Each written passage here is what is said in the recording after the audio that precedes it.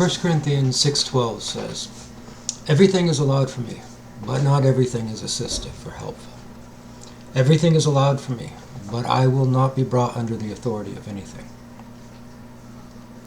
This is a difficult verse to understand for those who believe being a Christian is about following rules and commandments. How can everything be allowed when there are so many things commanded against?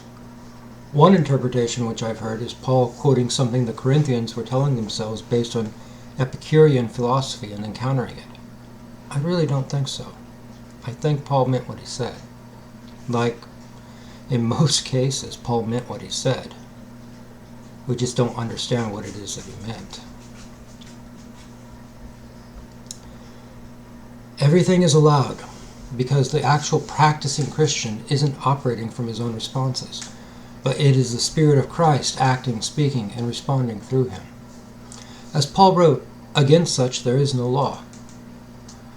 As he also wrote, the law is not meant for the person who is functioning correctly, but for the person who is functioning incorrectly, the deranged, murderers, and so on. But if it is the Spirit of Christ acting and speaking through you, it is God himself doing so. Would God do something which is not right? Would God murder, steal, commit adultery, and so on? Everything is allowed so long as it is God in control of your words and actions. And conversely, if it is you operating from your own malfunctioning resources, you cannot help but make mistakes and malfunction, and trying to keep commandments only makes it worse, not better. Everything is permitted for me, but I will not be brought under the authority of anything. That is, I will not become the slave of anything other than the Spirit of Christ. I will not be brought under the authority of my cravings for alcohol, sweets, narcotics, sex, and so on to obey their commandments. I will not be brought under the authority of my fear and panic to obey its commands. I will not be brought under the authority of my anger to obey its commands. I will not be brought under the authority of my relationships or fear of losing them to obey their commands. I will not be brought under the authority of my self-identity to obey its commands. Everything is permitted for me, but I will not be that thing's slave to obey its commands. And so food is for the stomach, and the stomach is for food.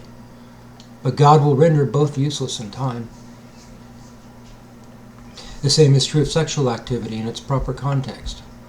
But I will not be brought under its authority to be its slave.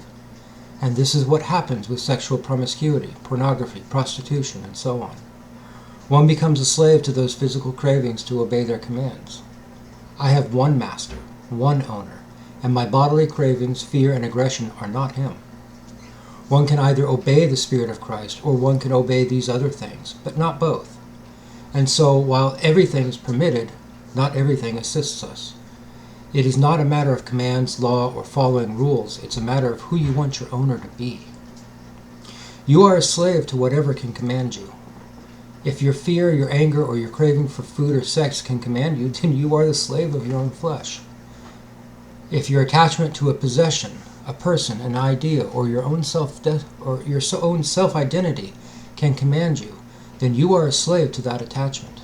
You are not free, but have by choice enslaved yourself to these things. As Paul wrote, you are a slave to whatever you choose to obey.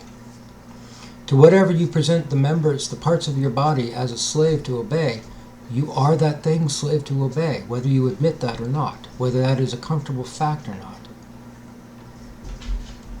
The practice of the way is recognition that you choose to be either a slave to your malfunctioning mind, dominated as it is by a malfunctioning survival response system which treats everything as either a survival need, craving and attachment, or a survival threat, aversion. Or you choose to be a slave to the Spirit of Christ, with whom you are joined as one thing. The practice of the way is the choice to submit to the Spirit of Christ instead of your own malfunctioning mind, to enslave yourself to the very nature and presence of the God who is love instead of enslaving yourself to a mistake in your brain's circuitry, a flaw which, instead of serving its original purpose of protecting the body, pushes a human being into suffering and towards their own self-destruction and death if it is obeyed. The malfunctioning flesh, as good as its own intentions might be to keep you safe, healthy, and happy, cannot accomplish any of these things any more than a malfunctioning machine can accomplish its original purpose. It can only cause mistakes because it is not working right. Enslaving oneself to the Spirit of Christ means freedom from all of these other things. It means operating not from your fear, anger, or your body screaming at you to eat or have sex, but from the love, joy, peace, patience, trust, kindness, courtesy, and self-control that are inherent to the very nature of God Himself.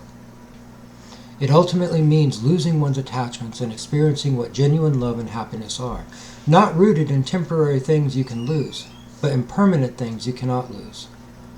To what or whom have you enslaved yourself to?